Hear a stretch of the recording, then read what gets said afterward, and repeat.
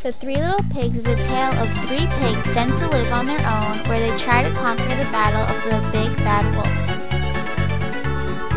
The Three Little Pigs is a great example of all of the elements of a plot diagram. The plot is what makes up the story. It is an organized pattern or sequence.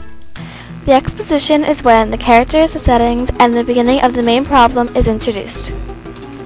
In this story, we learn that the characters are three little pigs who are brothers, whose mother sends them away to live on their own. Rising action is where the main problem starts to build. Suspense and interest begin to develop for the reader. The rising action is when the first pig builds his house of straw, then a bad wolf comes and blows it down and eats the pig afterward.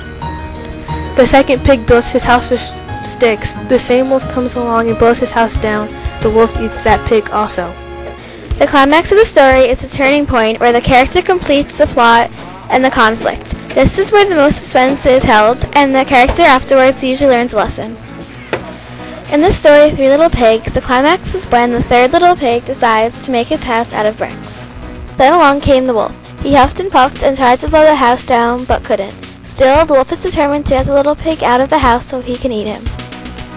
The falling action is when the main character is getting past the conflict. In the Three Little Pigs, the falling action is when the wolf goes down the chimney of the third pig's house so he could get the pig. Instead, he falls into a cauldron filled with hot water. The resolution is when the character is able to find a solution to their problems and manage to make things better or different. The pig lives happily ever after with a belly size of 4 lockers.